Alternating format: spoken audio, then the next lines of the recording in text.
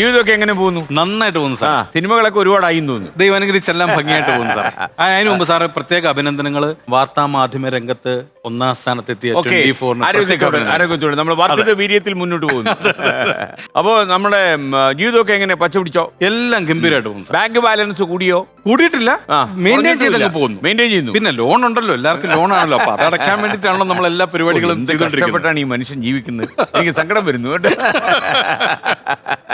ഒരു ലൊക്കേഷനിൽ നിന്ന് മറു ലൊക്കേഷനിലേക്ക് ഇങ്ങനെ പാഞ്ഞുകൊണ്ടിരിക്കുക. അപ്പൊ തീരെ സമയം കിട്ടാത്തൊരവസ്ഥയാ. ഇല്ല, അങ്ങനൊന്നുമില്ല സാർ. ഞാൻ ഈ പറയുന്ന പോലെ പണ്ടും അതെ ഇപ്പോഴും അതെ, അങ്ങനെ ഒരുപാട് ഓടി നടന്നിട്ടുള്ള അഭിനയത്തിനോട് എനിക്ക് പണ്ടും താല്പര്യമില്ല. ഒരു സമയത്ത് ഈ പറയുന്ന പോലെ ദൃശ്യമൊക്കെ കഴിയുന്ന സമയത്തൊക്കെ, മൈ ബോസ് ഒക്കെ കഴിഞ്ഞ സമയത്തൊക്കെ 1 വർഷം 18 സിനിമകളിലൊക്കെ അഭിനയിച്ച വർഷങ്ങളൊക്കെ ഉണ്ട്. അത് കഴിഞ്ഞിട്ട് പിന്നെ നമ്മളിപ്പോൾ അങ്ങനെ ഓടി നടക്കലില്ല. നമുക്കൂടി ഇഷ്ടപ്പെട്ട സിനിമകൾ എല്ലാം കൊണ്ടും നല്ലതെന്ന് പ്രേക്ഷകർക്ക് നമുക്ക് ഏകദേശം ഒരു ധാരണ വരുന്ന സിനിമകൾ ചെയ്യണം എന്നുള്ളതാണ് ആഗ്രഹം. അല്ലാതെ എല്ലാ ലൊക്കേഷനിലും വലിയ താല്പര്യമില്ല. ഇല്ല, ഓക്കെ, അത് നല്ലതാ. പ്രേക്ഷകരെ കുറിച്ച് ധാരണയുള്ളത്. അതെ അതെ, തീർച്ചയായിട്ടും. അപ്പൊ ഈ ആ പോലീസുകാരനാണ് ഈ ചതി വെച്ചത്. അതെ അതെ, പോലീസുകാരനാണ്. പോലീസുകാരനാണ് അവർ പറയുന്നത്. ഈ പോലീസുകാരൻ കുറച്ച് അടിമുടി വില്ലനായിരുന്നു അല്ലേ? അതെ, വില്ലൻ എന്ന് പറയാൻ പറ്റില്ല. ചിലര് പറയുന്നത് ന്യായം പോലീസുകാരന്റെ സഹദേവന്റെ ഭാഗത്താണെന്നാണ് പറയുന്നത്. കാര്യം പുള്ളി കണ്ട ഒരു കാര്യം പ്രൂവ് ചെയ്യാൻ വേണ്ടിയിട്ടാണ് ഇദ്ദേഹം കടന്ന് ബുദ്ധിമുട്ടുന്നു. അതിന് ഓപ്പോസിറ്റ് ജോർജ് കുട്ടി ആയത് ലാലേട്ടൻ ആയതുകൊണ്ടാണ് മലയാളികൾക്ക് എന്നോട് ദേഷ്യം കൂടിയത്. ലാലേട്ടനെ ഞാൻ തോപ്പിക്കാൻ മലയാളികൾ സമ്മതിക്കില്ല, ഒരു കാരണവശാലും സമ്മതിക്കില്ല. ഒരു കാരണവശാലും. ലാലേട്ടൻ എന്ത് ചെയ്താലും നാട്ടുകാർ അവരുടെ കൂടെയാണ്. അപ്പൊ അതുകൊണ്ട് എല്ലാരും പറയാറുണ്ട് നിങ്ങളാണ്. ഇതിനിടയ്ക്ക് ഭാര്യ എടുത്തിട്ട് ചവിട്ടിന്ന് കേട്ടു. ഭാര്യ മോളും ഒക്കെ ചവിട്ടി സാറേ, നന്നായിട്ട്. ഈ സിനിമ അവര് ദൃശ്യം കണ്ടിറങ്ങിയ ശേഷം ആ രാത്രിയിലാണോ സംഭവിച്ചത്? ആ രാത്രി അതുവരെ വലിയ കുഴപ്പങ്ങളില്ലായിരുന്നു. അപ്പൊ അന്ന് സെക്കൻഡ് ഷോ കഴിഞ്ഞപ്പോൾ ഞാൻ പറഞ്ഞു, മോളോട് പറഞ്ഞു, അവരും മോള് കുഞ്ഞാണ്. അപ്പൊ ഞാൻ പറഞ്ഞു, മോളെ ഇങ്ങനെ അപ്പ തല്ലുന്നുണ്ട് ഒരു കിച്ചനെ, പക്ഷെ അത് ആക്ഷനാണ്, അഭിനയമാണ്. പിന്നെ ബാക്കി ശബ്ദം ഇടുകയാണ്, സീരിയസ് ആയിട്ട് കാണരുതെന്നൊക്കെ പറഞ്ഞായിരുന്നു. പക്ഷെ സിനിമ കണ്ടു കഴിഞ്ഞപ്പം ഇറങ്ങിയപ്പോൾ ഞങ്ങളോട് ചോദിച്ചു, മോളെ എങ്ങനെയുണ്ട്? കുഴപ്പമില്ല, ഇപ്പൊ ആക്ടിങ് അല്ലേ എന്ന് പറഞ്ഞു. വീട്ടിൽ ചെന്നതും ഭാര്യയും മോളും കൂടെ തള്ളി അകത്തോട്ടിട്ട് ആവോട്ട് ഇവിടുന്ന് ഇടിയായിരുന്നു. പറഞ്ഞാൽ സീരിയസ്ലി ഇടിയായിരുന്നു, നല്ല സീരിയസ് ആയിട്ട് ഭർത്താവിന്റെ ജീവിതത്തിൽ നല്ലൊരു അനുഭവം. അത് നല്ലതായിരുന്നു. ഏതൊരു ആക്ടറിനും അംഗീകാരം. അത്രയും റിയലിസ്റ്റിക് ആയിട്ട് അവർക്ക് തോന്നിയെങ്കിലല്ലേ അവർ ഇടിക്കും. തീർച്ചയായിട്ടും കളി. അതെ അതെ. പക്ഷെ അത് ഗംഭീരമായി. ഷാജോന്റെ ജീവിതത്തിലെ ഏറ്റവും നല്ല ഒരു കരിയർ ബ്രേക്ക് ആയിട്ട് മാറി. അതെ, ഒരു കഥാപാത്രം മതിയല്ലോ കരിയറും ബ്രേക്ക് ചെയ്യാൻ. അതെ, തീർച്ചയായും. അപ്പൊ എന്നോട് പലരും ചോദിക്കാറുണ്ട്, എന്റെ ചാച്ചൻ പോലീസായിരുന്നു.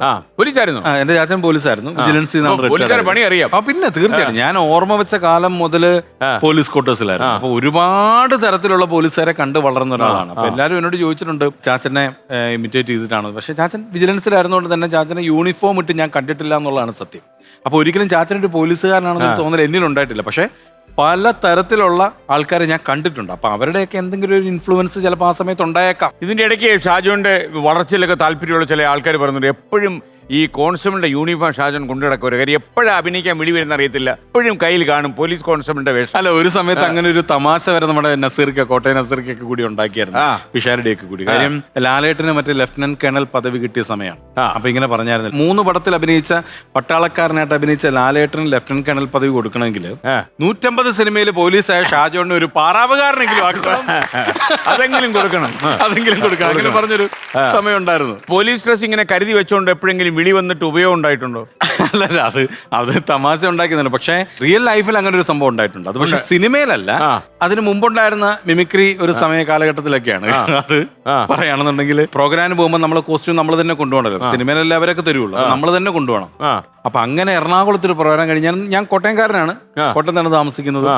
വാരിശ്ശേരിയിലായിരുന്നു. ഞാൻ റിട്ടയർ ആയതിനു ശേഷം വാരിശ്ശേരിയിലായിരുന്നു. അപ്പൊ ഇങ്ങനെ വൈറ്റിലെ ഒരു ദിവസം കോട്ടയത്തിന് പോകാൻ വേണ്ടി ബസ് കാത്ത് നിൽക്കുകയാണ്. അപ്പൊ പ്രോഗ്രാം കഴിഞ്ഞ സമയം അറിയാലോ, ഒരു 2 മണി 3 മണി സമയത്തൊക്കെ ആയിരിക്കും നമ്മൾ പോകുന്നത്. അപ്പൊ ബസ്സൊന്നും ഉണ്ടാവില്ല, നമ്മൾ ഏതെങ്കിലും ഒരു ലോറി പിടിച്ച് പോകാന്നുള്ളതാണ് നമ്മുടെ ലക്ഷ്യം. അതേ പറ്റുള്ളൂ. അപ്പൊ ഞാനിങ്ങനെ നോക്കി നിൽക്കും, ഞാൻ ഒറ്റയ്ക്കേ ഉള്ളൂ. നോക്കി നിൽക്കുന്ന സമയത്ത് ഒരു ലോറി വന്ന് ഞാൻ ലോറിക്കകത്ത് കയറി കഴിഞ്ഞപ്പോഴാണ് ഇത് ഇച്ചിരി കുഴപ്പമാവുക. കാര്യം നല്ല കപ്പട മീശക്കാരൻ്റെ തമിഴന്റെ ലോറിയാണത്. തമിഴിന്റെ കൂടെ ഒരു കയ്യാൾ ഒരാളുണ്ട്. അപ്പൊ അവരെന്തൊക്കെയോ തമിഴ് പറയുന്നുണ്ട്, ഇടയ്ക്ക് എനിക്ക് എന്നെ നോക്കുന്നുണ്ട്, ഞാൻ എന്തൊക്കെയോ പറയുന്നുണ്ട്. അപ്പൊ എനിക്ക് തമിഴ് അറിയാൻ മേലത്തോണ്ട് ഞാൻ ഇങ്ങനെ നോക്കി, എനിക്കൊരു ടെൻഷനായി. അപ്പൊ എനിക്ക് ഉറങ്ങണം എന്നുണ്ട്, കാര്യം കണ്ടിന്യൂസ് പ്രോഗ്രാം ആയതുകൊണ്ട് നല്ല ക്ഷീണം ഉണ്ടല്ലോ. അപ്പൊ ഞാൻ ഉറങ്ങണം എന്നുണ്ട്, പക്ഷെ ഉറക്കവും വരുന്നില്ല. പിന്നെ കുറച്ച് സമയം ഇരുന്നപ്പോഴേ എനിക്കൊരു ഐഡിയ തോന്നി, ബാഗിനകത്ത് പോലീസ് കോസ്റ്റ്യൂം ഇരിക്കുകയാണല്ലോ. അപ്പൊ ഞാൻ പയ്യെ ബാഗ് ഒന്ന് തുറന്നിട്ട് ഈ SIയുടെ കോസ്റ്റ്യൂം ഒക്കെ ഒന്ന് എടുത്ത് ഒന്ന് മടക്കി ഒന്ന് നിവർത്തേക്ക് ഒന്ന് വെച്ചോണ്ടേ തമിഴൻ കണ്ട്, സാർ നീങ്ക യാര് സാർ? ഞാൻ പറഞ്ഞ SIയാ. எங்க சார் ഞാൻ പറഞ്ഞു ഏറ്റുമാനൂർ സ്റ്റേഷൻ அப்படியே சார் முன்னாடியே சொல்ல வேண்டும் சார் என்ன சார் இது சார் சாய കാപ്പി സാർ നമ്മൾ ഒന്നും വേണ്ട നിങ്ങൾ വിട്ടോ എന്ന് പറഞ്ഞു മുന്നാടിയെ சொல்லணும் മുന്നാടിയെ சொல்லണം വേണ്ടുമാ സാർ എന്നൊക്കെ പറഞ്ഞിട്ട് പയ്യെ വണ്ടി വിട്ടു. അപ്പൊ എനിക്ക് മനസ്സിലായി മാര് വരണ്ടു. ഞാൻ പയ്യെ ഇരുന്ന് ഒന്നും മയങ്ങി. കുറച്ച് കഴിഞ്ഞ് എഴുന്നേറ്റ് കഴിഞ്ഞപ്പോൾ ലോറി നിർത്തിയിട്ടിരിക്കുകയാണ്. ഡ്രൈവറും ഇല്ല, കിളിയില്ല. ഞാനിങ്ങനെ അങ്ങോട്ടും ഇങ്ങോട്ടൊക്കെ നോക്കിയപ്പോൾ ഫ്രണ്ടിൽ ഒരു പോലീസ് ജീപ്പ് കിടപ്പുണ്ട്. ഞങ്ങൾക്ക് ഇവർ അവിടെ നിന്ന് എന്തൊക്കെയോ പറഞ്ഞോണ്ടിരിക്കും. ഇങ്ങനൊക്കെ ആക്ഷൻ മാത്രമേ എനിക്ക് കാണാവുള്ളൂ. കുറച്ച് കഴിഞ്ഞപ്പോൾ ഒരു പോലീസുകാരൻ നടന്നു വന്നു. ഹലോ എവിടെ പോയി? ഞാൻ പറഞ്ഞല്ല സാർ ഞാൻ ബാബാ എന്നെ പയ്യെ ഇറക്കി. ഏറ്റുമാനൂരാണ് സ്ഥലം. നേരെ അങ്ങോട്ട് കൊണ്ടുവന്ന് പോലീസ് ചെക്കിങ്ങാ. തമിഴ് സാർ சொல்லுங்க சார் நீங்க யாருன்னு சொல்லுங்க சார் இவருக்கு தெரியாது சார் சொல்லுங்க சார் ഞാൻ പറഞ്ഞാലേ ഞാൻ ആരാന്ന് പറഞ്ഞേ ഞാൻ ഇങ്ങനെ ഉണ്ടായിരുന്നു. തമിഴ് പറഞ്ഞു സാർ സാർ എന്ന് പറഞ്ഞോണ്ട് തമിഴിനോട്ട് ഒരു ഒറ്റ അടിയാ.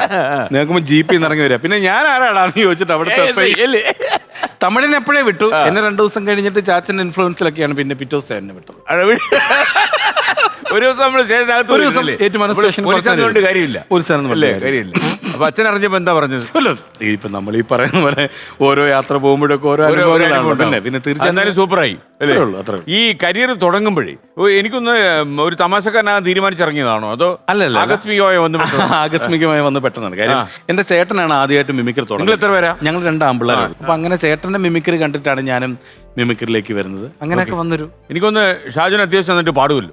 പ്രത്യേകിച്ച് എനിക്കൊന്ന് കലാഭവൻ മണിയുടെ പാട്ടൊക്കെ പാടാം. നമുക്കൊരു അതിമനോഹരമായ പാട്ടോടങ്ങ് തുടർന്നാലോ? തീർച്ചയായും. മണിച്ചേട്ടനെ കുറിച്ച് പറയുമ്പോൾ ഞാൻ എവിടെ പോയാലും മണിച്ചേട്ടനെ കുറിച്ച് പറയാതിരിക്കില്ല. കാര്യം മണിച്ചേട്ടൻ എൻ്റെ ജീവിതത്തിൽ അദ്ദേഹം അറിഞ്ഞോ അറിയാതെയൊക്കെ ഒരു പാട്ടായിട്ടുണ്ട്. ആണോ? കാരണം ഞാൻ ആദ്യമായിട്ട് സിനിമയിൽ വന്നത് മണിച്ചേട്ടന്റെ ഡ്യൂപ്പായിട്ടാണ്. സാറിന് അറിയാവുന്ന മൈ ഡിയർ കരടി സിനിമയിൽ വലിയ പാടുപെട്ടു. കരടിയുടെ വേഷമായിട്ടാണ്. അത് ഒരു കരടിയല്ല, 3 കരടിയാ. അതിനകത്ത് കാണുന്ന കരടി എല്ലാം ഞാനാ. അങ്ങോട്ടും ഇങ്ങോട്ടും ഒക്കെ പല കരടികളും പോകുന്നുണ്ട്. അത് മൊത്തം തോലായിരുന്നു. പിന്നെ തോലാണോന്ന് എന്റെ കട്ടി എന്ന് പറഞ്ഞാൽ അത്